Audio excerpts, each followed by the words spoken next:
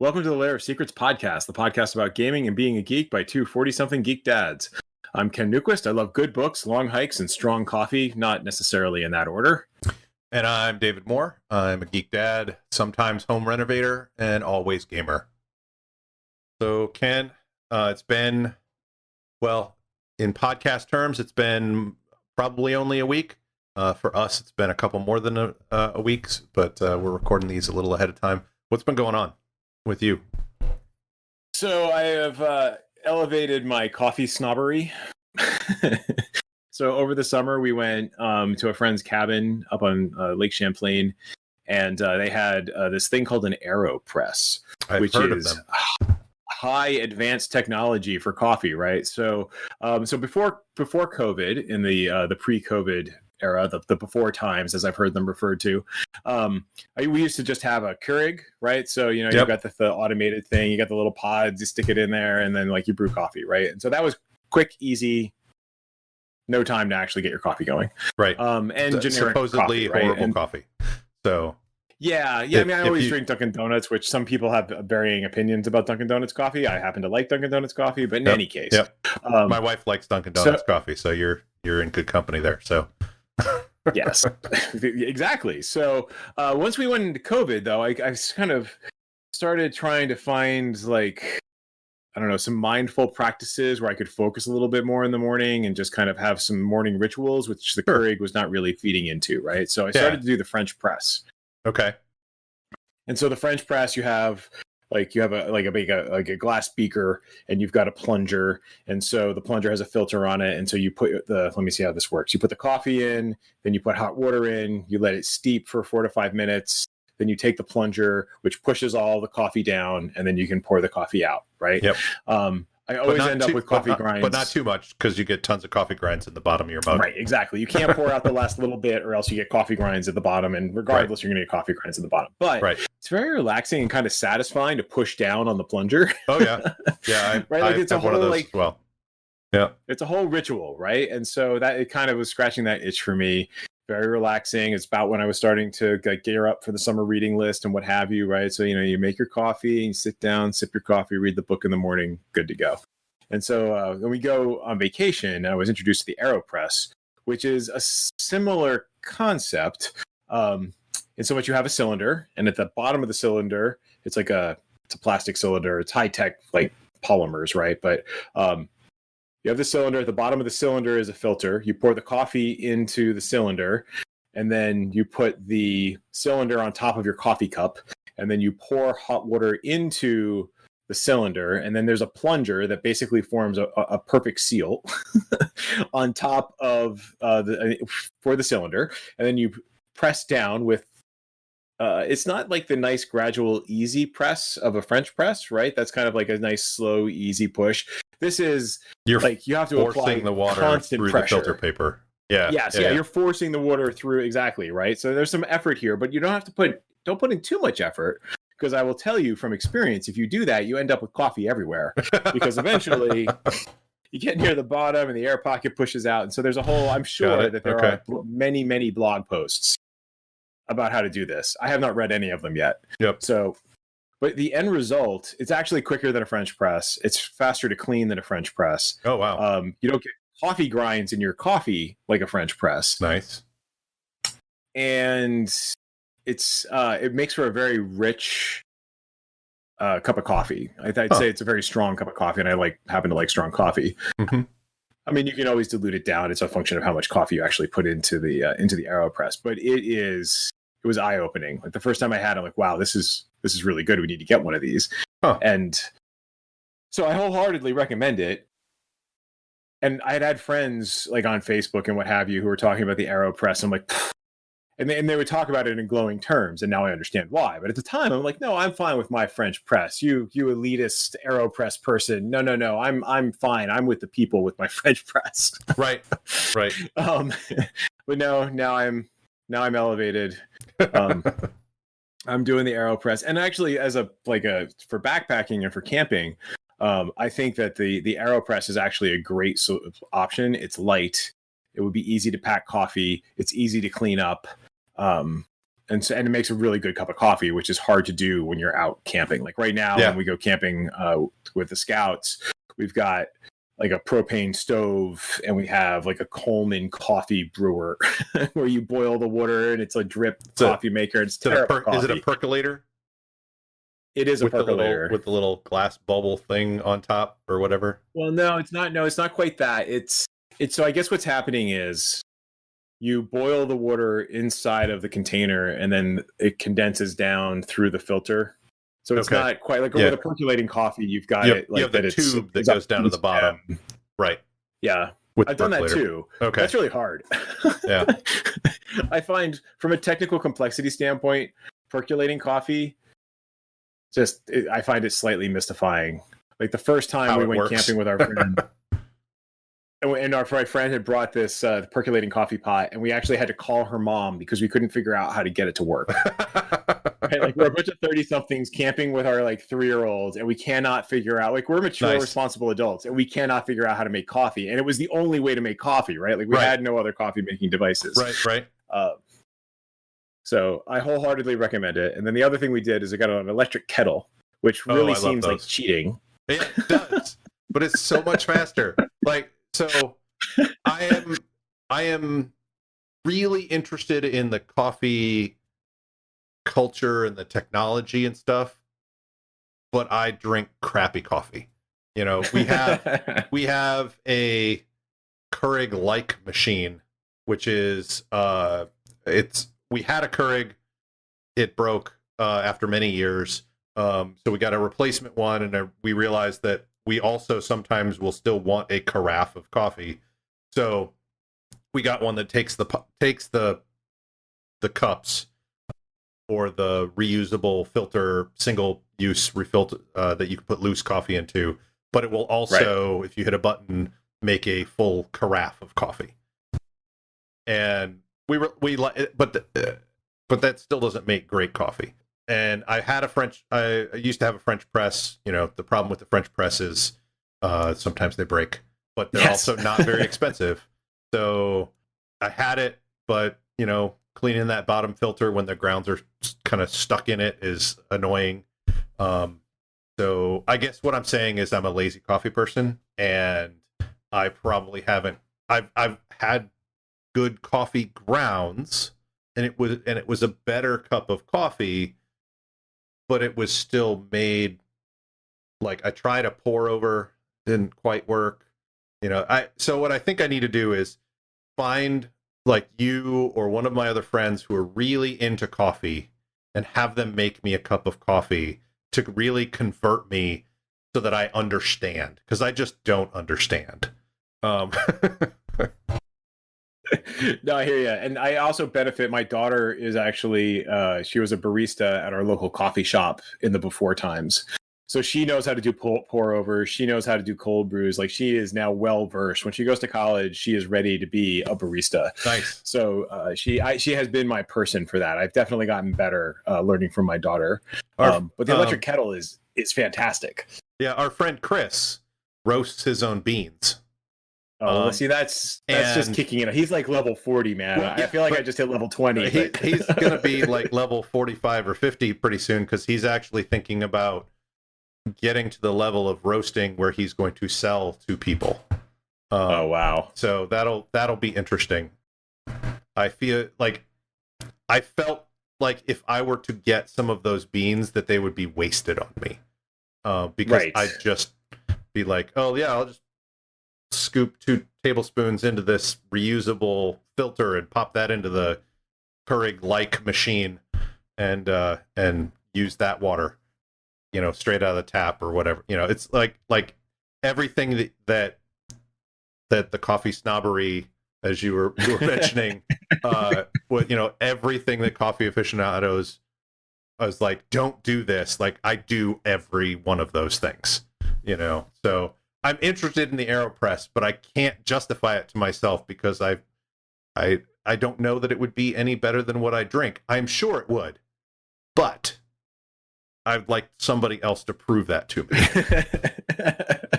I hear you. So the other benefit to just like close out the electric kettle, I think I was a hard convert to this because you just boil water and it whistles. How will you know that it's done if it doesn't whistle, right? And so my wife went out and she got the electric kettle. And so I think what ultimately converted me was in the COVID times, now that in these dark times that we live in, yeah, a lot of conference calls. And so I'm brewing my coffee in the morning. Well, if the coffee pot starts going, if the tea kettle starts going and it's boiling water, well, now I have to like run inside and like, you know, have to mute. If I don't remember to mute, then now everybody hears my kettle screaming in their ears, which is not a good thing.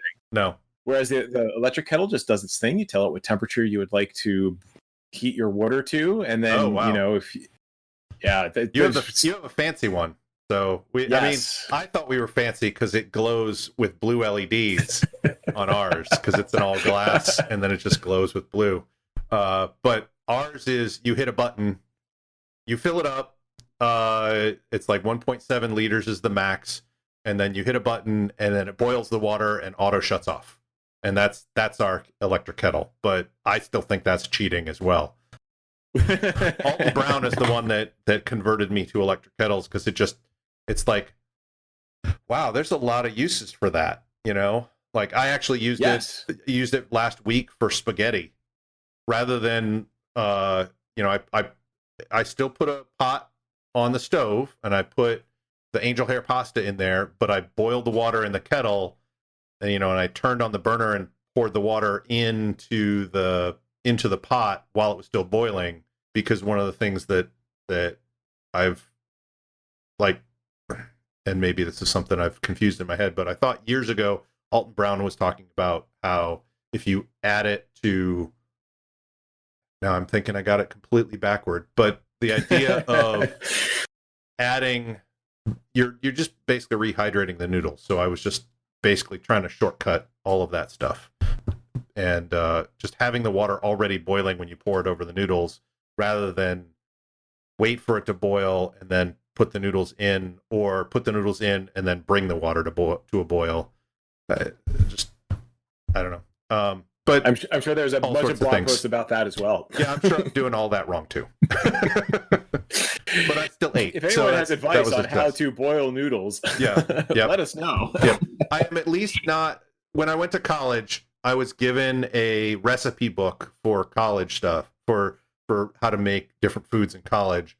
But it also it was a family friend of ours made it for me, and she had also taken like little news articles and other things like that about funny things about making food dishes. And one of them was an anecdote about a woman who was in college who called her mom up and said, "Mom, how long do you boil spaghetti before the noodles turn red?" So I'm ahead of that. I'm ahead of that game. That's fantastic. Yeah, that's fantastic. Yeah. So in other news, I got we talked about it a show or two ago. I ordered my Osprey Stratos pack. Very cool. Which came. I'm showing it to David right now. I got to use it on a 5-mile hike this past weekend, and it was great. It was very comfortable, and it's adjustable so that my son can wear it or I can wear it. I'm like 1.5 feet, 2 feet taller than he is right now. I'm sure he's going to catch up with me at some point, but it was great. It was very comfortable. I don't know that it would actually be a great con bag if I'm playing a lot of Dungeons and Dragons or anything with like a big, thick rule book. Okay. If I'm playing like more like indie games or games with smaller rule books like Savage Worlds, this pack might work well for that. Or, maybe I should just stop carrying around so many books. Depends on how many. Crazy idea. It depends on how many books you carry too. So are you saying like it wouldn't fit like the player's handbook in that backpack? It would fit the player's handbook, but when I go to cons, I get into the back. Like if I'm DMing, right? Like, and there's a difference of whether I'm gaming, mastering, or being a player, right? Right. But either way, in the past, I have made poor decisions, as we've talked about previously, about bringing way too many books. So I would not be able to cram like 5 Dungeons and Dragons standard sized rule books into this bag. Oh God, you're making my shoulders hurt. Like 2 or 3. You're making my shoulders hurt. 5 D&D 2 books. might actually push it. Wow. Yeah, well, like I say, bad choices. Before. And I should show you the bag. After this, I'll show you the bag that I have for for work when I travel. It's a nice bag. It would probably fit. It would fit 5 D&D books.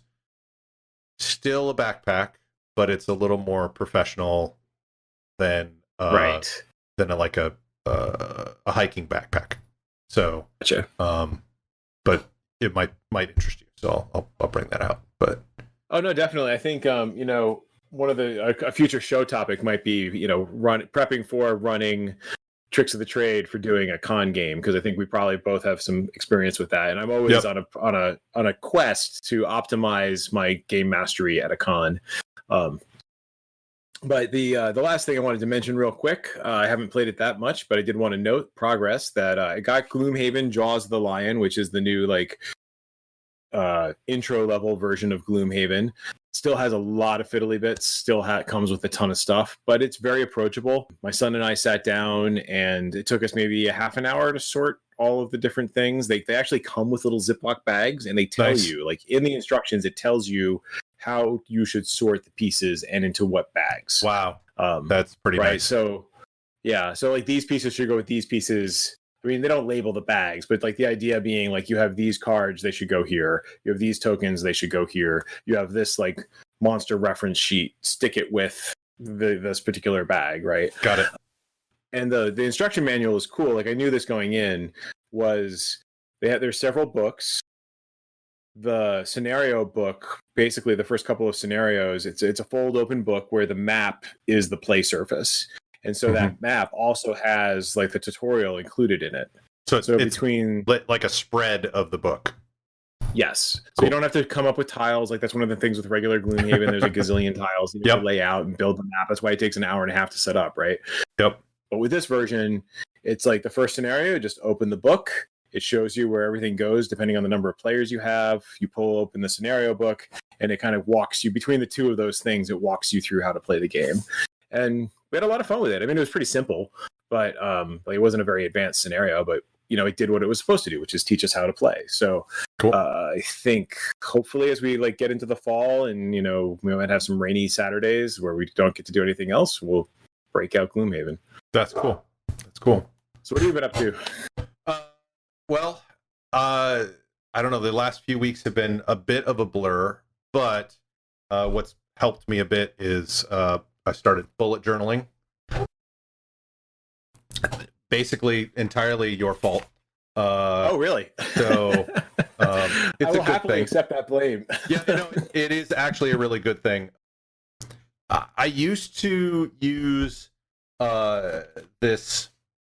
I'm trying to remember what the name of it is, but it's like, the company's the gold fiber notebook, but there's like a certain style of note writing where it has. Let me find a blank page. Oh, that's completely full. I used to do just a daily to-do list, and both of those notebooks are full, which is part of the reason I switched over to bullet journaling, because I was like, I just finished my last notebook. I need a new one. Let's try bullet journaling. But the idea is like I would date a page. I'd write a bunch of to-do items with circles next to them, and I'd check off the circles when they were done, and I'd migrate them over day to day. So a lot of the habits that I was in for my to-do list are the same habits for bullet journaling, but there's more to bullet journaling than my simple to-do lists. Having this is my goals for the month, and not transferring those goals over day to day and having that basically be like a weight. It's like, oh, I didn't finish that goal, which is a monthly goal, in a day, has been nice. The idea of when you're migrating things over day to day, take stock of, does this matter anymore? Right. Do I care about, like I will get ideas of, or see something and it's like, oh yeah, Dragon's Lair. That's a cool sword on Dragon's Lair. It's very iconic. I should just make that. And so I wrote that down on my bullet journal. The next day I'm like, I'm not going to do that. And then I just, rather than just keep going with it, I just crossed it off. It's like, yeah, I'm just going to make that decision right now. And yeah, it's the way that the index is done and making collections. So like I've got a section for Lair of Secrets ideas. that I have yet to put into our document. The coding project that I'm working on. I've got a reading list of what I'm going to be reading, and it just reminded me that I was going to talk about that, but didn't put it on my list here in the document. But I really like it. It's been very useful, and I'm not even a month into it yet. So I know that when I start going month to month, that there will probably be more epiphanies that will happen. So the book I have right now is called Paperage, is the company. It's an A5 format, but I also got just today I got a lectern, which I understand a lot of people have. It's about twice as thick or so, number of page wise. I got it to do a gaming bullet journal. I think in the future we should talk about that. Do you still bullet journal for your game? I do. Okay. Yeah, so I've been doing bullet journaling for, God, I don't know now. I filled a couple of them. A year and a half. Nice. Maybe going on 2 years. I don't know. I guess the thing I like about it, for those who aren't familiar with bullet journaling, the idea here is it can be a couple different things. And I guess things I really liked about it is modular. So you can go to, I think it's bulletjournaling.com. We can add it to the show notes, where they give you some different examples how you do it. And I guess that probably appeals to us both, given our development background. I'm just going to take it's almost like you're taking this library and using it for this particular use case, right? Here's a pattern. I'm going to just take that pattern and reuse it, right? Mm-hmm. And so there's no right way or wrong way to do it. But the idea is that you're not writing a long form journal about all your different ideas. It's a mixed mash of things. So it can be, I typically use mine quite a lot for what the heck is it I'm doing this week? So each day I write down with a little circle, this is meetings, and then dots for the things I need to get done that day. And then occasionally I'll use dashes to indicate a thing that happened. I started a new book. I finished a book. And so I found that very useful in being able to kind of focus on the week. So it's very relaxing on a Sunday to sit down and kind of lay out my whole week. And even though I'm manually recopying it out of my physical work calendar, I learn best by writing. And so for me, the act of copying it down and really thinking about it goes, I'll have these moments where it's holy crap, we have band camp, scouts, 3 meetings. Sue and I are already double booked for our own meetings, and the dog has to go to the vet, and it's all happening on Wednesday. Yeah. How are you going to fit it all? Okay, hold on. We're not going to do this. Yeah, I find the same thing is, writing it out longhand, even if it's a brief. One of the things that the creator bullet journaling says is don't write a novel about a single topic. One of my entries would be Lair of Secrets editing. That's enough for me to understand, hey, I wanted to edit one of the episodes, or call for treadmill replacement. It's oops, yep, I still haven't done that one. My treadmill's broken. The console on the treadmill's broken. I need to order a part for it. I keep putting it off, evidently. But, doing that as opposed to throwing a reminder that constantly pops up on my phone or something that I always dismiss. I have to be mindful about keeping it every day, and yet when I write it down, it gets it off of my shoulders rather than a reminder just reminds me of everything I'm not doing. Right. And so it inverts that, which I've really enjoyed about the bullet journaling. That's what I enjoyed about the to-do list. But as I said, this is a more complex and nuanced version of my to-do list that I really enjoy it more so far. And I'm only a week in, actually, because I started it a little more than a week. I started it on the 9th of August. Now everybody knows about when we record this. So the other thing that I found really helpful are, first of all, I have days where the entire page is full, and I've started to have to write I write down vertically in a list, and now I've run out of space, and now I'm starting to write horizontally because I've run out of space. Yeah, it's possible that I may have had too much to do on that day, and I should have managed my time a little better. Yeah. I also like the act of physically copying a thing forward makes you think about it. Because I was talking with one of my friends about bullet journaling, and he's more of an efficiency kind of guy, which definitely is not. There's no wrong way to manage your stuff, right? Like if it works for you, cool. Right. But he's like, well, this all seems really highly inefficient. I don't know that I would be comfortable with this. Like, aren't you wasting time? Like, isn't this a highly inefficient process? And it's like, yeah, that's kind of one of the attractions for me, because it makes me think. If you have to physically copy the same task over 5 days in a row, yep, it can't help but make you think, maybe I should do this, or like you said, admit to myself it's not worth doing. Yeah, right. Yeah, it's one of those things. Like in coding, one of the things that a lot of developers will do, depending upon, and even senior developers or architects or whatever, like. The higher up you go, the less it happens that you find out. But like a lot of people, and I still have it happen to me today in these days, which is, oh, I know what this is. Let me just start coding. Right. Without any thought or design or plan into it. And it always goes better if you sit down for a little while and plan it. And that's what the bullet journal does for my day. You know, right. Rather than just go through the day, you know, if I wake up, I do some stuff, I attend my way too early meeting with my client, and then right after that meeting, I sit down and do the bullet journal stuff. And I've found that if I adhere to that, my day goes pretty smooth. If for some reason I put the bullet journal stuff off, I am going in 15 different directions, thinking I'm making progress on things. And then when I finally get to the bullet journal, I realize, no, I've done a few of these things, but I haven't completed some of them, even though I should, they would be easily completed, but I keep getting distracted with other things, etc. So it helps me focus on some of those things too.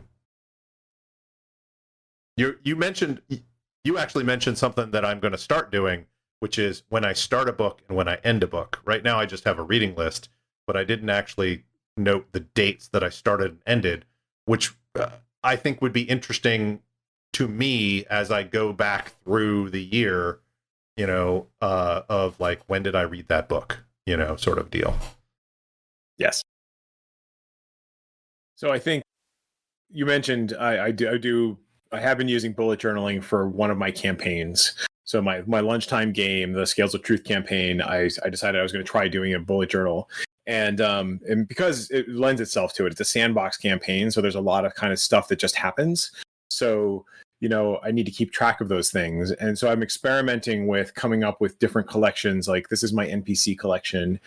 Here's instead of a daily log, I have a weekly layout, weekly spread, which is, this is the game session. This is what happened in the game session. Here's what story it was part of, right?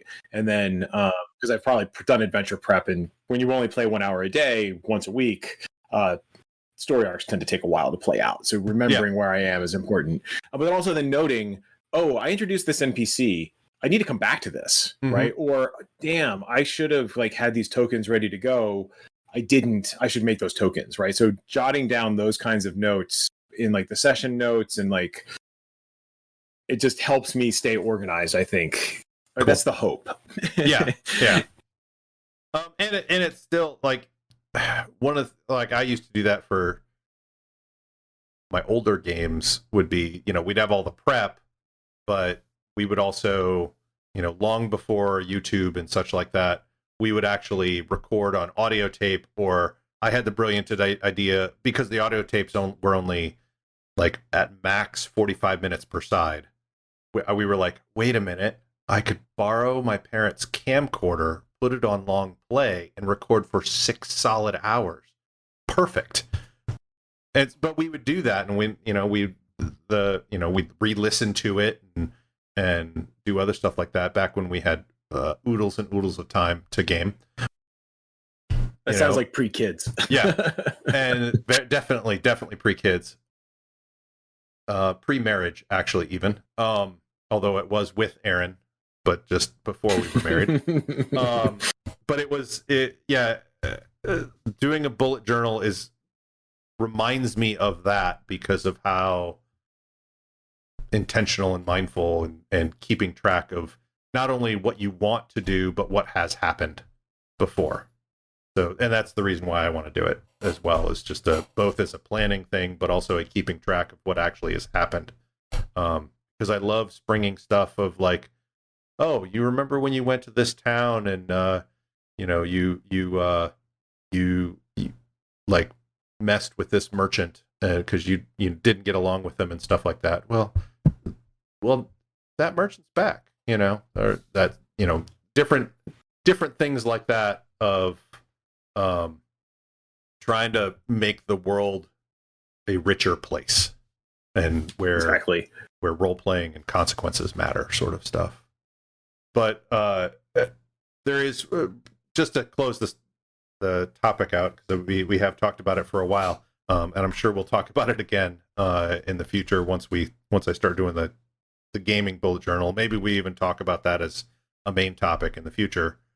There's the paper wrap, the marketing copy basically for the Lecterm 1917 bullet journal book. I was just looking at it because it's got stuff on the inside and the outside of the little wrap, and I was like, okay, well, what do they say? I started reading one of the pieces, and I'm like, wow, this is like the mentats of Dune, by the juice of Safu, do I set my thoughts in motion sort of thing. Right. It's writing by hand as thinking on paper. Thoughts grow into words, sentences, and pictures. Memories become stories. Ideas are transformed into projects. Notes inspire insight. We write and understand. Learn and see and think with the hand.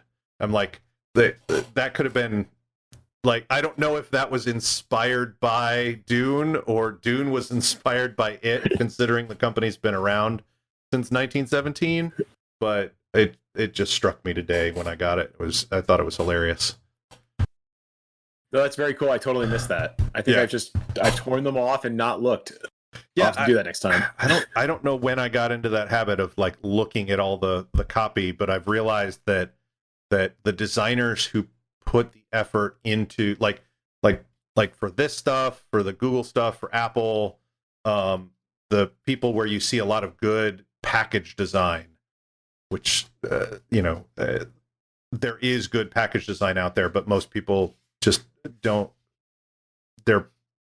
Not a lot of people are always aware of it, is what I'm trying to say. Right. And I noticed it, and I think it was like the last 2 or 3 years I've just started like looking for, how do they make this interesting or whatever. And even the Chinese packaging of stuff that we get from Amazon has interesting wording, because English is not the native language. That's always fun to read as well. So that's just why I caught it. It was just, I don't know why I'm in that habit, but I do. So the other couple of things that have happened over the last couple of weeks are, I've been working in my garage, completely unable to do any woodworking. My dad and I put insulation up because it was a partially finished garage, but basically anywhere where there is an outer wall, it's just studs. So we put up insulation in all of those areas, and we put up a little bit of the drywall before we were both pretty exhausted this last weekend. All of that is in the hopes that I can get a couple of more months out of the garage use in the winter. Like, I can heat it up more easily and it'll stay heated. My biggest problem is that the garage door is like super thin metal without any insulation. So I'm probably going to have to spend some money to insulate that or replace the garage door, which is, that scares the heck out of me. I don't know how much that would be. Probably too much for what I want to do with it. But at least insulating the outer walls that are easily insulated, and then I can drywall them, and that gives me more of a place to hang things as well, like tools and such. Right. So that will help my shop organization. So, and it was great working with my dad. So we're gonna do that. Hopefully, finish it this weekend. So we'll see how that goes. That's very cool. I have garage envy. We have no garage. We just have street parking. So I'm sorry. Years ago, I was like, if we're gonna get a house, it has to have a garage, and the only reason is I don't like scraping snow off my windshield. That's the reason. That is my entire reason for wanting a garage. But having a portion of the garage be a wood shop is very, very nice as well. So the two other things, I only listed one, but since I looked at the bullet journal, I remembered the other one, which is I picked up and finished listening to, because it's less than Wise Man's Fear in terms of length, is most things are. Yes. Where did it go? Had it. I believe it's A Memory Called Empire, which is a sci-fi novel that won the Hugo Award for Best Novel this year. And it was pretty neat. I don't know that I'm probably going to pick up the sequel. It had some really cool concepts, but it was hard for me to get into initially. The empire of this large portion of the galaxy is based on like the Aztecs or Mayans, as if they became a spacefaring race. And the main character of the story is an ambassador from a mining colony system. Basically, it's like a solar system, but it has no planets. It's just asteroids. And so they have a space station, and they're worried that the Empire is going to absorb them. And so she has been sent there after their last. The Empire basically said, send a new ambassador. And they're like, what happened to the old ambassador? Well, that's a mystery to start with. And so they send this new ambassador, and her goal is to basically try and not have the Empire absorb their system, their station. And sorry about Zeke there in the background. You can probably hear him. But it was good, but it started off with one of those things. I'm going to wait for a minute.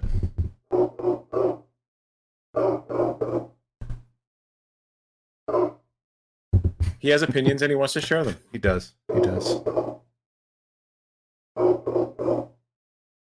He also gets into a mode where, like, especially before we got Zoe,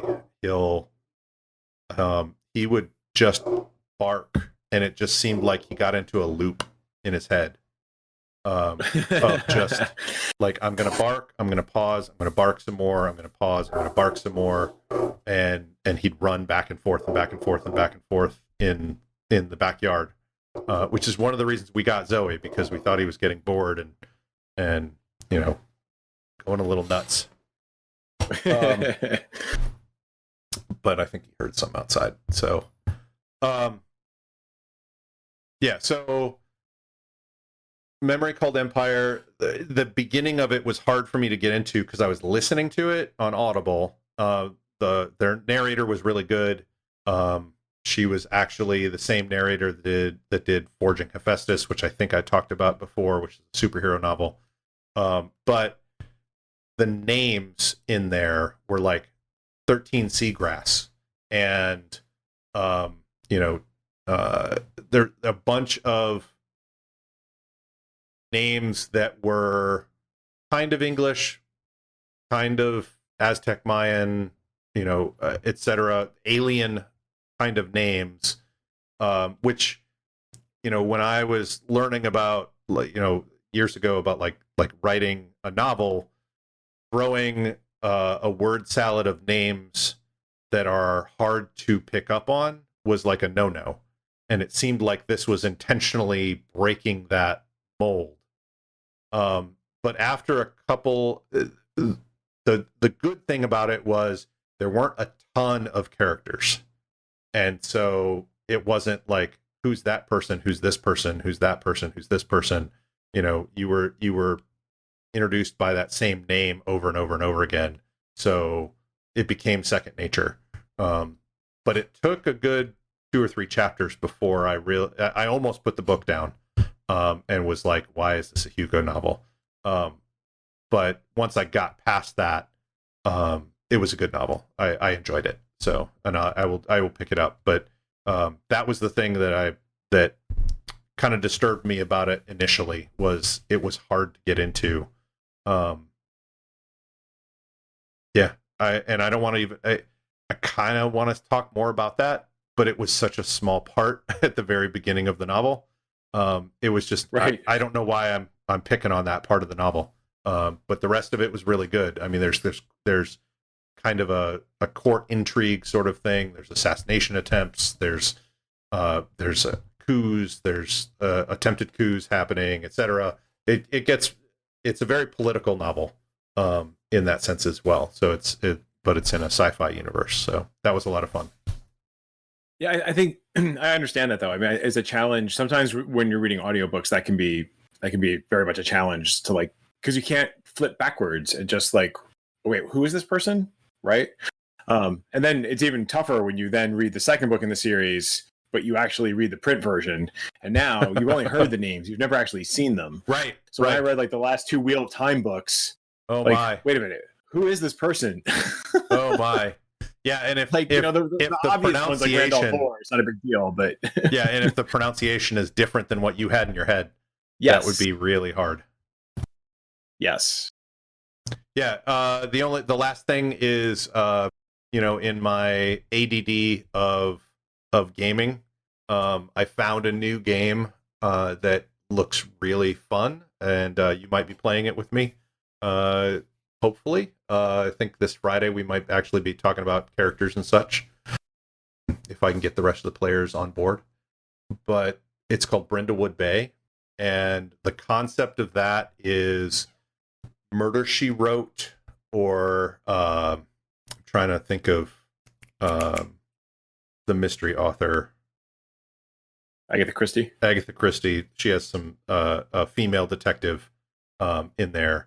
But or Phryne Fisher there's a British series that's on Netflix. But basically, you all play women who are in like retired women who are in a book club, who stumble upon mysteries and murders in your town and help the local police solve them, whether they want you to or not. And as part of this, you also uncover this deeper, darker conspiracy of otherworldly proportions. And like, it just caught my eye, and it just sounds like so much fun. But one of the things that really caught me is the mechanics of solving a mystery. As the GM, you don't make you set the stage for the mystery, but you, as the GM, don't even know who did it. And the idea is you go through and you play, and you play through scenes, and you look for clues. And as you look for clues, eventually, toward the end of that, the players say, "Okay, we're going to try and solve this mystery," and then they gather up all the clues mechanically as bonuses to rolls. And when they roll, and they say, "Oh, the fishmonger did it," they roll, and if they succeed, the fishmonger did do it. But if they fail, the fishmonger didn't do it, and somebody else did it. And it's a neat concept, and I want to see that play out. Plus, I want to see a bunch of my friends run around pretending to be Jessica Fletcher type people and such. So it just seems like a fun game. But talking about gaming, like bullet journal gaming, Brindlewood Bay, etc. That kind of leads into our main topic. How is gaming remotely different than in person? We've said it multiple times on this podcast. You're all probably sick of it. We are in the time of social distancing and COVID. We'd love to have all our friends over on the couch or wherever you happen to game normally, but or around a kitchen table, but we can't, So, like, how is gaming remotely differently for you? Right. It's been a huge shift. So I think, thankfully, as we discussed before, my group had already been playing one of our campaigns online every other week. So we had a little bit of experience with this. Mm-hmm. And I had used Roll20 as a virtual tabletop for some of my lunchtime games because it was easier than having to roll out a battle map and do things. But it's a huge thing, especially now, because I think one of the things I've run into with my group is it opens up opportunities for some people to play who wouldn't normally get to play. Like we have a friend who lives in Vegas. He can join us because we're playing remotely or we're playing online. I have other friends, and I totally get this, and it is no way slagging on them, who just don't want another meeting, right? Like at the end of the day, after having been in 7 Zoom sessions, adding one more Zoom session or Roll20 session or what have you feels like just yet another meeting, and you don't want to turn your hobby into that. Right. So because more than likely they'll be sitting at the same desk that they did the 7 other meetings at, and they don't want to sit with their butt in that chair for that much longer as well. Right. So I totally get that. And I think technology has also been a challenge. I think it's gotten a little bit better during COVID because we've all had to get better at it during COVID. But technology levels are all over the place. Like somebody's got a really old laptop. They try to install Skype. It ruins their audio drivers. Like everything blows up. Yep. And suddenly they can't play anymore. So that was a big challenge previously. We've kind of gotten around that a little bit, but that's certainly been an issue in the past. Yeah. I mean, Discord really stepped up, pretty well. You used to have to do a hack to have a group video chat, or a group audio chat, in like a Discord group. You could do multiple people with just like direct multiple people, like form a little group, but not on a server. But now on a server, they had an audio only room, and you could do a hack to make it video. Now it's not a hack; you just do it, and they added screen sharing, and so that's actually how we do our Sunday game. And to your point, you have your friend in Vegas who plays. We have a friend who's in the Netherlands who plays. So like we start at like 11 in the morning, which is 6 in the evening for him, and we end and it's like 11 or 12 midnight for him, but it's like 5 o'clock for us, depending upon how many breaks we take and such. But we wouldn't be able to play with him normally if we didn't play online. One of the downsides though is not only it does make it easier for people to join the game, but I've found that it also makes it easier for people to bail on the game. It's like, especially this summer, Aaron said, don't worry, as summer goes away, this will slow down from happening. But like, I've got some friends of mine and they're in that Sunday game. The whole family's in that Sunday game. And if they're like, let's go to the beach on Sunday. Well, there went the game. It's just right. But they don't have time to do it any other time necessarily. So they've got other stuff that's going on. So that's and summer's the only time you can do that. So it's easier. It probably feels easier to not attend an online game as opposed to not go over to a friend's house or not have those friends come over to your house. Yes, I totally agree. So scheduling can both be much easier and much harder. So yes, and I think it feels like there tends to be easier to accumulate and maintain not initia. Not initiative, inertia. Yep. Momentum with a real world game, because you're getting together. Like once you get past those first few sessions, even with a new gaming group, it's like you're getting together, you're talking, you have your rituals that you do. Yes. And it's a lot easier. And I think that was one of the things that I've noticed. I've seen this commentary elsewhere. One of the things that tends to really lack in online games and online meetings in general is that you don't have these little rituals, right? Mm-hmm. Where normally everybody comes into my game room, they plop down, they probably stop by Wawa beforehand, they're maybe eating their dinner, we're waiting for everybody to show up, and we just talk about the week, right? Like, oh, you wouldn't believe this thing my kid did, right? And, oh, I got this new book, you want to check it out? And you hand the book around the table. When it's a virtual game, everybody shows up, everybody kind of sits down, they're immediately into Zoom meeting mode, and you can force some of the chit chat, but there's just not as much of it. Well, there's a downside of that chit chat too, is in an online game, and I realized that this last Sunday was we hadn't seen each other really. We hadn't gamed in almost 2 months because of various people doing things on a Sunday. And when we sat down, a couple of us did have that chit chat of like, oh, this is what happened. It's been great. Let's catch up on what happened last in the game. But that took a while.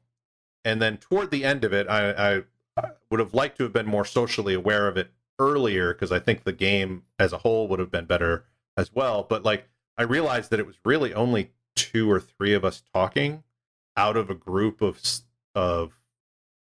7. And everybody else was they might have been listening, but not everybody was interested in what those 2 or 3, my being one of them, was saying to each other. And so in a personal sort of game, in an in-person game, you can have 2 or 3 people talking, and then those other 4 people could talk or do whatever as well, separate. But when you're all on when you're all focused on online, you can't really, we talked about it, I think, before on a previous podcast of, you don't have those side conversations. And that's actually something else that usually will happen in an in-person role-playing game, like even in the game, is, the spotlight may be on a couple of people, but then there may be more role-playing or even just a side conversation happening at the same time that keeps those players' interests.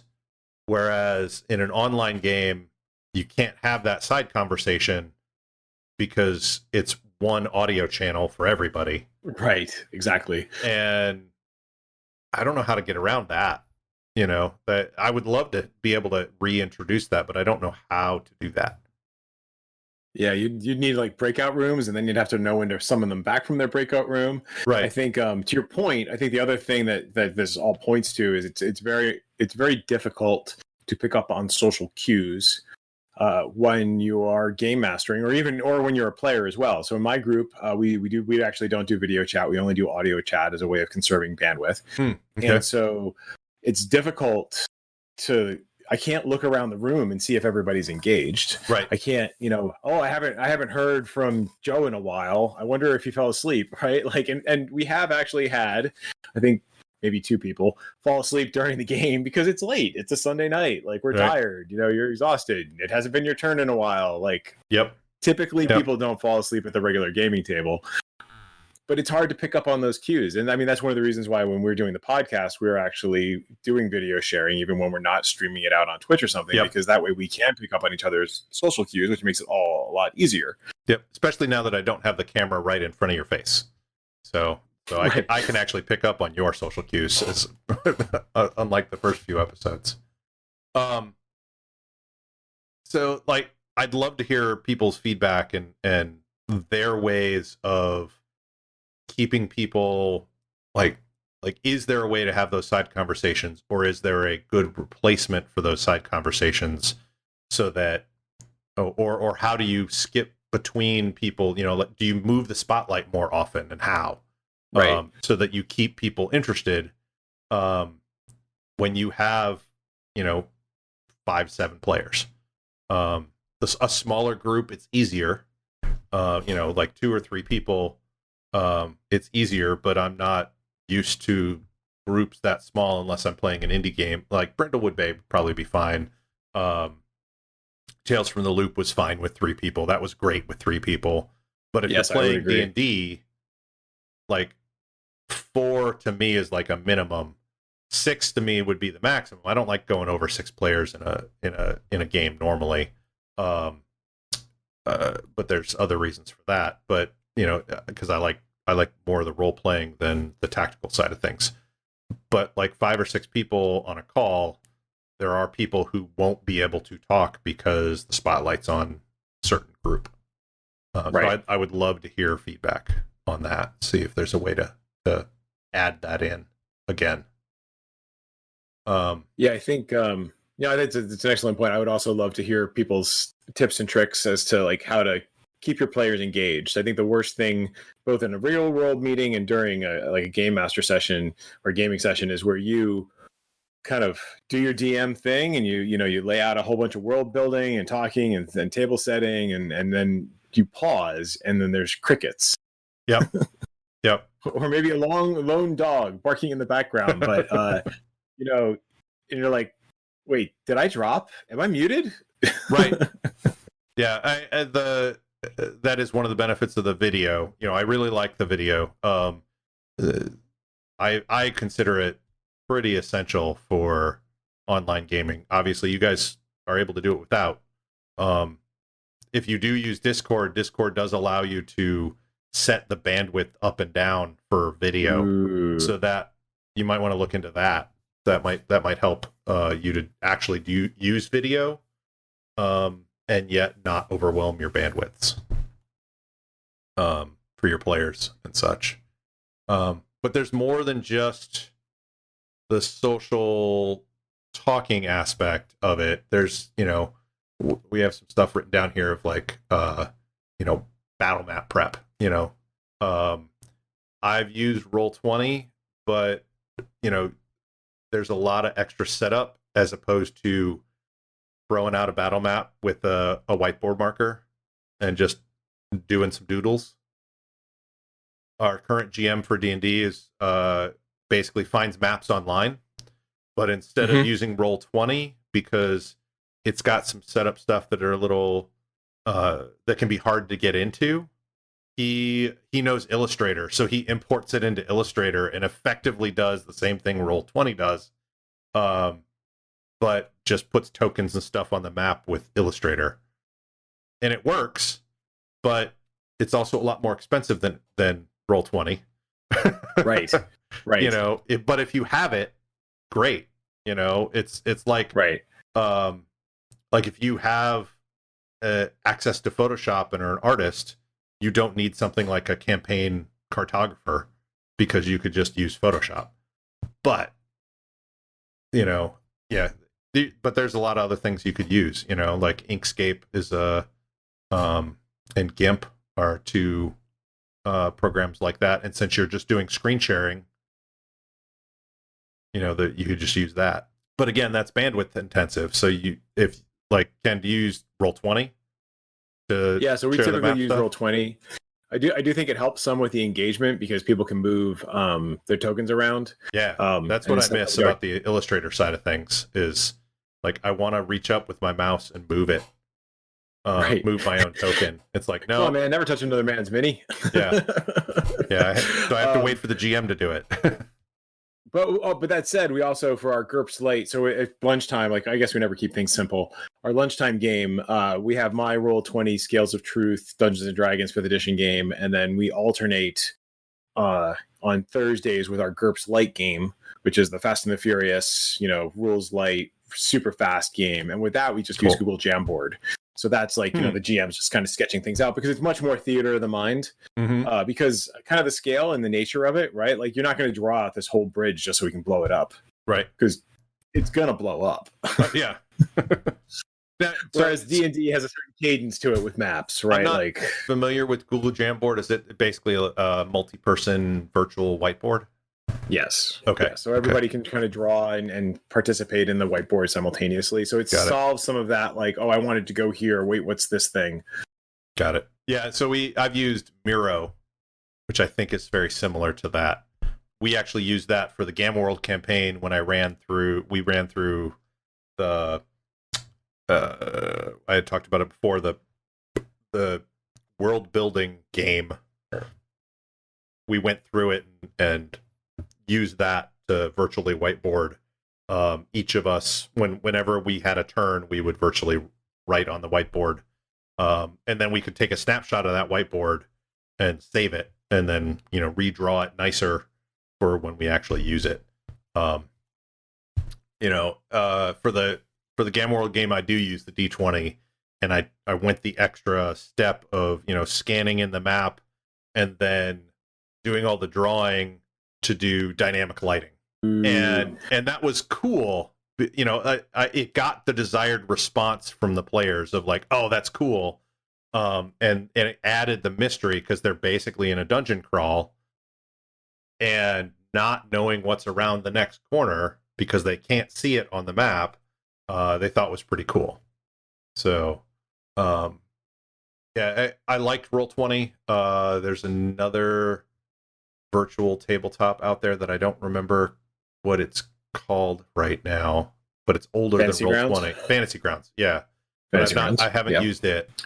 I've also heard Tabletop Simulator that there are Steam Library, Steam Workshop add-ons to it that add tiles and D&D minis and things like that you can actually have a virtual tabletop, and each person sits at a different spot on the table, but I don't think there's any video. You still have just audio, but you could then pick up your mini in 3D and move it around.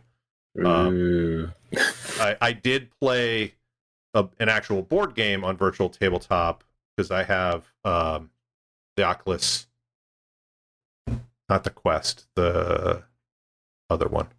Anyway, I have a virtual reality headset, and virtual tabletop allows for virtual reality headsets, and so you can use the controllers, and it looks like you have a hand, and you can pick it up and move it around, and you can look left and right and up and down and stuff, and it looks like you're at a Lawnmower Man style virtual reality sort of thing.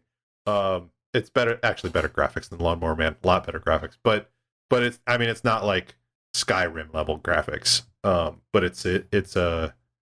it would be interesting, especially if you could have just a video square of each person while they were sitting around the virtual tabletop, especially if you had a VR setup.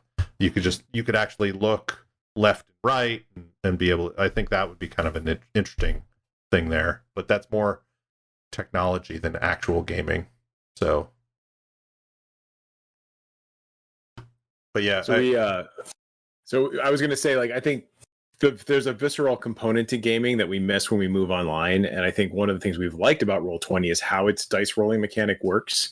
Because there's the 3D dice that kind of drop onto the ground, and so we can all kind of collectively gasp and moan and groan when we roll terribly and the DM is rolling great, right? And so there's that shared experience of watching the dice fall, as opposed to, like, not that there was anything wrong with this for Tales from the Loop, where you got to hear vicariously me describing how terrible my die rolls were.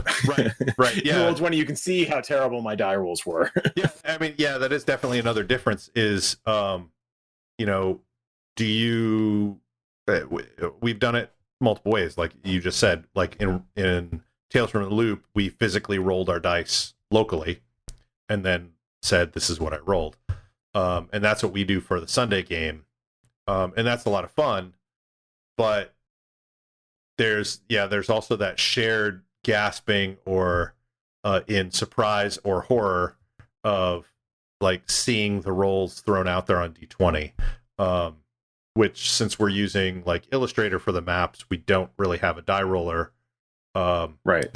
The third option that I've used is when we've gamed for Cowboy Dracula, we have a Discord bot that basically you put in like D20 +4, and it rolls and it just spits out text of what you're doing. So, and that has the shared aspect of surprise and horror, but it's not quite as cool as virtual 3D dice, rolling in Roll20. It's just like, oh, spit out a number. There's right. So, but it's still there. It's still useful. And yeah, it doesn't take away from the game, but I still like the physical dice feel. Yes, but seeing other people roll is also a good thing. So, if only you could have virtual dice that connected to your real dice, so they could track the face that you rolled, right? And so then translate into virtual dice that everyone could see. Yeah, that would be the best of both worlds, right? So we may be a little ways off from that. Well, Adafruit actually had a few years ago, and I actually have all the parts for it. I just have to really go back and assemble them.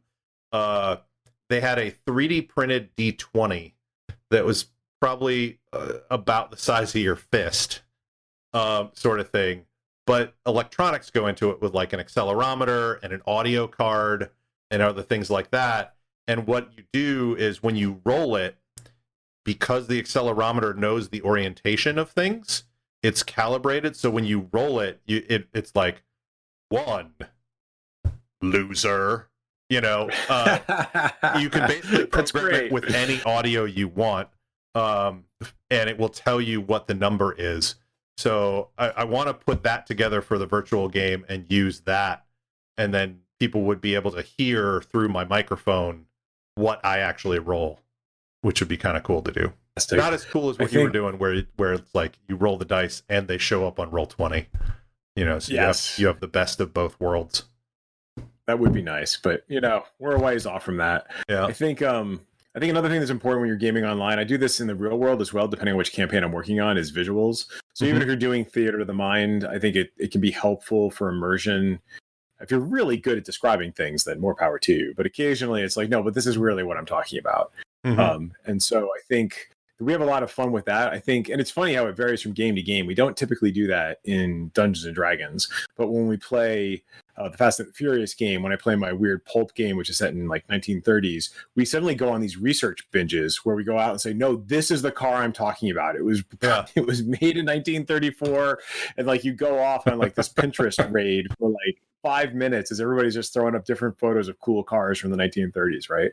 And so that brings back some of that side conversation that you were just talking about. But I find it very strange why that happens in some genres but not in others. Yeah, you started talking about that, and I realized I've done that too, even in in-person games. Like in a fantasy game, maybe there's more of a shared mental image of things, of like 100 goblins, rushing down the hill at your hapless party before the wizard pulls out the fireball.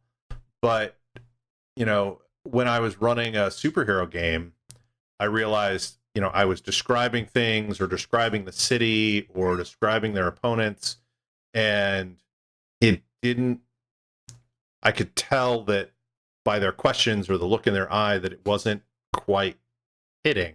And so I had started going on Google Images and Pinterest and stuff like that, and pulling like concept art of stuff, so when they went into this giant AI driven corporation, I had pictures of hallway, just 3D renderings of hallways that were futuristic, and it's like, this is where you are, etc. And they're coming around the corner, and I would use the Chromecast on the TV, so we were all in the living room, and I would just be like, and this is what you see. And they would pop up. It's like, oh, and it's like, oh, I want to go there. And they'd point to areas on the image. And since I'd already seen the image and stuff, like I would craft the setting kind of around those images as well, as if it was a map. Even though we didn't use a physical map for like combats and stuff. Right. They knew there was a catwalk. They knew there was a glass wall. They knew there were cubicles they could hide behind. That sort of thing. that those images showed, and they would then start using those as part of the setting. Whereas if I didn't have those pictures, they wouldn't even, it doesn't occur to people of like, hey, is there something I can hide behind, or I want to get up on a catwalk. They don't know that there is a catwalk, and they weren't. There are some games like Fate games and stuff where they can put down a Fate token and say there is a catwalk, but sometimes it's nice to just know that there's something there already, and it makes it richer in people's heads. So and yeah, that's something that I've done when I've run some of the online games. Like I would throw stuff up for our Tales from the Loop game, and like we'd look at the map and things like that, and it would kind of get you guys into the headspace for it. Right, we're really riding our bikes from here to here. How far is that? Yeah, right. That's like 4 miles. Wait, on a bike? That's not that far. And we're 12. We can do that. No, we can totally do that. Yeah. We won't even be sore at the end. Right. Trying to look at our list of others. What about mechanics? You put some stuff in here about mechanics. I think certain games are probably more suited to run virtually than in person. Like, especially if you don't have time to prep a map. Like, yes. I cannot imagine, from the limited times that I've played it, I cannot imagine a 4th edition D&D game ever be playing virtually and not have a battle map prepped. Right.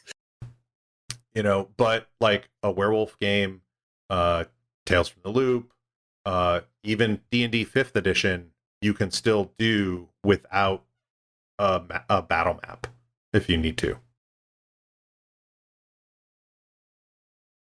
I don't know. Yeah, I think that's very true. And I think if you're going to use battle maps, then what you need to reconcile yourself to is that you need to spend time to either find maps, create maps, or sketch out maps. And so I gotta say, sketching out a map with a mouse is not great. I wish I had I no longer have a tablet that I can use for drawing, because it's easy when you're in the real world. You just throw down the battle map and you sketch things out really quick, right? So I mean, you have to anticipate that time. You have to anticipate the time for putting down tokens, making tokens. Right. I found that for my Scales of Truth game, I've gotten pretty good at quickly throwing things together, so it hasn't been that big of a deal, but it was a learning curve. And as I think I alluded to in the show notes, sometimes it's a learning cliff. And by that I mean, like, you just run like right into the rock face, right? Like, it's not a gradual slope. It's just like, damn, I don't know how to do this. Yeah. So there's definitely a game master learning curve. And I think some of the virtual tabletops, I think all the virtual tabletops offer some degree of automation, right? So in Roll20, for example, you can create your character sheet. If you take that time, then it can become just like push button. I just click a button, it rolls the dice for me, which was handy when we were doing Blades in the Dark. Oh, yeah. I think we had our character sheet set up. It was all there. I think that was great. It really facilitated the gameplay. Especially since we didn't know the rules as well as, like, we didn't know the rules really well, and so having those character sheets pre-built and going, hey, you need to roll with this skill, it's like, well, how do I do that? You just click on the skill, it'll do it all for you.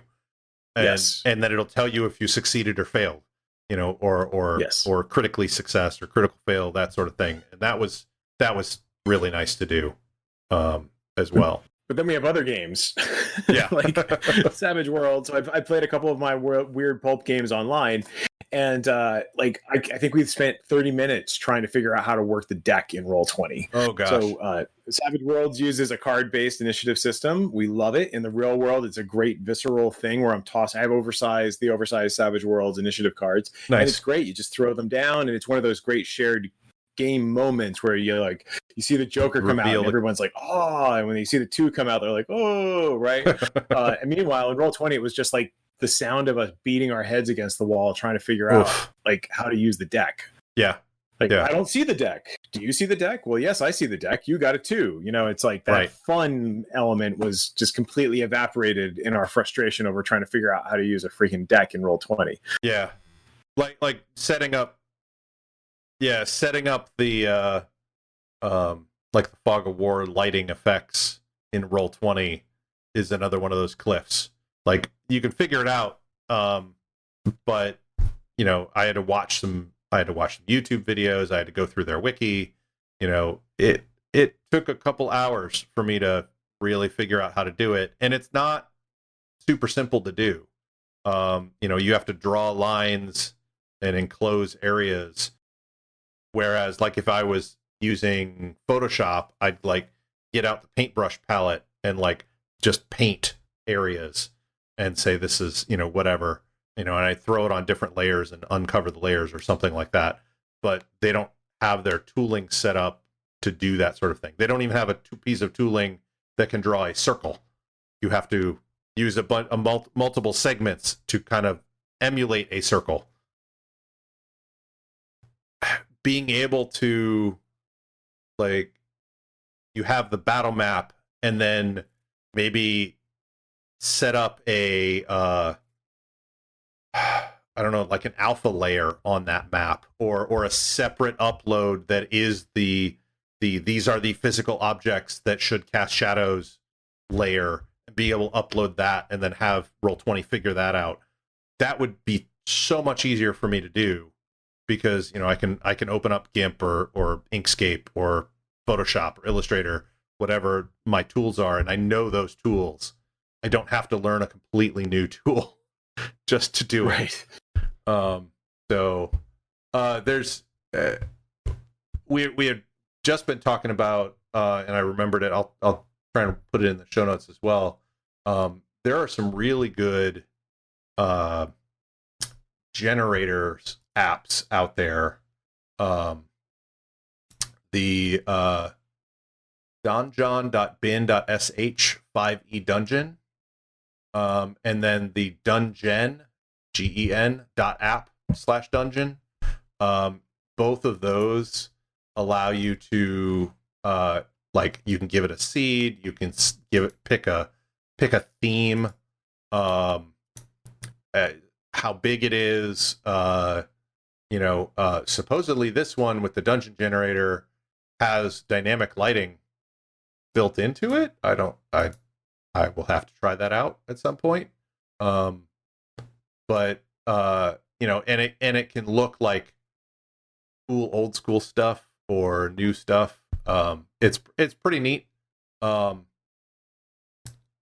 I know my Sunday GM, he uses that. And then another one was Wadabo.itch.io one page dungeon, which is which you can, like, has a complete random generated set of stuff, and with like cross hatching around the edges of the map and everything. So it looks professionally done, but it's a completely random map. And if that's okay with generating an encounter or a dungeon for your adventurers, you know, I mean, it's the equivalent of what I would do, which is like go through modules and not actually run the module, but I would certainly use the map. You know, it's the same sort of idea. So I'll put those links in the show notes. But yeah, so making a battle map does not have to be hard if you're willing to give up some control over the layout. And that's a very hard mental adjustment. I think that's that maybe the biggest thing overall, is that there are a lot of mental adjustments that you need to make. There's things you need to be mindful of in terms of just how things are changing, being aware of the room and like what your friends are doing. Are people having fun? What's working and what's not working? Are you causing yourself frustration doing a thing because you're trying to lovingly create these maps and then manually uploading them and attaching to dynamic lighting? Or, you know, you could just use a random generator, right? And I think maintaining your own mindfulness and just kind of awareness of how much time you're investing in this is important, because you could end up so sinking like your entire weekend into trying to do this and you walk away frustrated, and that's really not where you need to be in your hobby or in the current pandemic situation that we're in. Yeah, I mean, putting that amount of work into it, you know, you basically just said it. This is a game. It's fun. It's a hobby. You're all, everyone in the game, game master, players included, you're all supposed to be having fun. That's the goal. You know, no matter if you're doing super tactical stuff and you know, playing it out on a battle mat, or if you're doing super intense role playing, all of that stuff, it's supposed to be fun. And the only reason I can see for putting in a huge amount of work and like maybe being frustrated at the end of it just because it took so long and then playing the game is if you're doing it professionally. You know, yeah, I can see that. If you're doing it professionally and you have an audience and you have the possibility of getting paid for it, yes, go ahead and put in that time. That's more for your audience enjoyment, not necessarily your enjoyment, your players' enjoyment. But at that point, you're an entertainer, not a for fun gamer. So, and I mean, at the end of the day, if you're having fun, more power to you. I mean, I've lost many a weekend prepping for games, and I had fun at the end of it. And as long as you're not walking away from the game frustrated, I've spent a whole day just making a dungeon, and then never played it. But I had fun making the dungeon, you know. But exactly. that was back in junior high school. You know, I had the time, and that was something I enjoyed back then. Now I have a lot of other presses on my time, and if I needed to spend an entire day making a dungeon and I wasn't having fun just doing that, if it was for the game, I would be reevaluating. It's like, how can I make this faster and get the an equivalent amount of enjoyment out of it when I actually play? That's where the kind of like the dungeon generators and stuff come into play. Like, I even picked up the campaign cartographer Humble Bundle about a month ago, and I realized, man, this is a big learning curve because it's basically CAD software, and I know CAD software, so I've got a slightly less steep learning curve, but I still don't know that I have enough time to learn this and get what I want out of it. You know, it's that frustration factor that you were just talking about. So, one thing we haven't talked about, we've talked about the social side of things, and we've talked about side conversations and things like that. One of the things that you have listed here, which is definitely something that I've found with online games, is we need more breaks. There's a mental reset that needs to kind of happen every 40 minutes or so. It doesn't happen in our Sunday game, but I think it needs to, of just like, hey, let's get up and walk around for a minute and then come back and sit down. Especially if your spotlight isn't moving around a lot, to grab those players who may not have been in the spotlight and maybe their attention wandered off, or they're starting to chat with their other friends online while the game is going on or something like that. Just like, hey, let's take a break, is one of those things of like, okay, well, I can finish up this thing with my friend and get up, walk around, I can sit down, and now I'm actually fully back in the game. Whereas in an in-person game, people can go, okay, well, I'm not involved in this. I'm going to get up and walk and go to the bathroom and then come back. Or I'm going to, go get a drink or a snack or whatever, and then I'll come back. And it's just kind of organic. Whereas people don't do that because maybe there's just, I don't know. I don't know. Do you think that, to me, it seems like there's a mental block of like, well, I'm on camera, so I better not leave. And if people do leave, it's kind of disruptive because you don't know where they're going or how or when they're going to be back. You can't, yell into the kitchen. It's like, hey, it's your turn, because they may not have wireless headphones on or something like that, and you don't know where they went, Right. So a scheduled break seems to help, at least for our group. I think it does. I think it's funny in the real world, I'll build in breaks occasionally. Like if I just need a break because I'm tired, or I just need to, I need to refresh my, I need another I need to get a drink. I need to grab a new rule book. I need to reset for the next scenario. So I tell you, hey, everybody, just step out of the room for a minute while I just redraw the map. And like, it's a nice opportunity for bio breaks. If you need to call your wife or you need to, check on the kids or whatever, you can do that. I found online, and I think this is one of those things, like we've talked previously, like there can be a social contract to gaming and there's social etiquette, and it's a little bit different online. So in our gaming group, you've got people who are making dinner while we're gaming. And so we know that, right? Like we know that the GM has to finish up making dinner. And so he's going to pop away for 5 minutes and he's going to let us know he's doing this. He's not doing it in any way in a rude way, but his dinner happens to overlap with the start of game time. His wife's going to be watching their kid, but he just needs to get dinner ready. Right. I have a tendency, I would never do this in the real world, but I do my laundry on Sunday nights. And so, I set a timer on my watch and I know in like after an hour, I'm going to go swap out my laundry. And so we do kind of end up building these accidental breaks in because standing in front of a monitor for a long time can be really exhausting. And so I think we've kind of stumbled into these accidental breaks where, because Ken's doing his laundry, but I can see where that'd be very annoying, right? Like, oh yeah, sorry guys, got to go move the laundry. And everyone's like, really? What? I thought we were gaming. But if it's, and I could definitely see that if you like don't coordinate those things, that could be a problem. Like your friend goes and makes dinner, so it's like, okay, there's a break. Okay, everybody comes back. Oh, time to move the laundry. Like 5 minutes later. Right. That's one of those unspoken social contracts that ends up. You guys are probably aligning those activities as part of a single break rather than a bunch of smaller breaks. Yes, exactly. I was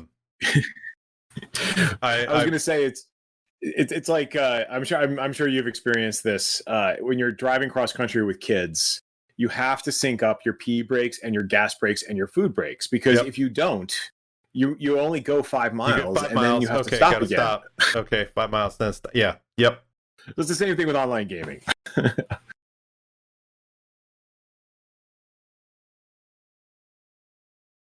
Pre-COVID, but I've been working remotely for years. I consider myself lucky that way. But wireless headsets, not on video. Did have a guy in a group meeting go to the bathroom and not mute his mic. That's really unfortunate. That has not happened in our gaming situations, and I think part of that is because it's on video. But I know some of us have wireless headsets, so it's like, hey, let's go take a break or whatever. Could definitely happen. So don't let that happen to you. If you're gonna leave the table, either take the headset off or definitely triple check that your mic is muted. Exactly so. I think that's about it. We as we've said earlier, if you've got your own tips for gaming remotely, or do you still game in person in the time of COVID? When COVID ends, would you go back to in-person gaming? Is another question. Like you've got your friend out in Vegas. I've got our friend out in the Netherlands. We can't in-person game with the same game when regardless of COVID. I think remote gaming is probably here to stay. In a higher rate than it has been pre-COVID. And I think that's a good thing. But I also still really miss the in-person gaming. So I think doing both is pretty darn cool. Again, if you guys have any feedback for us, if you got any extra stuff on online gaming, that would be really cool. Thank you for listening. We love feedback. We don't have an email right now, but we will at some point. So visit us at lairofsecrets.com. Leave us some feedback, some topic ideas, and your own, of course, your own thoughts of what we've talked about.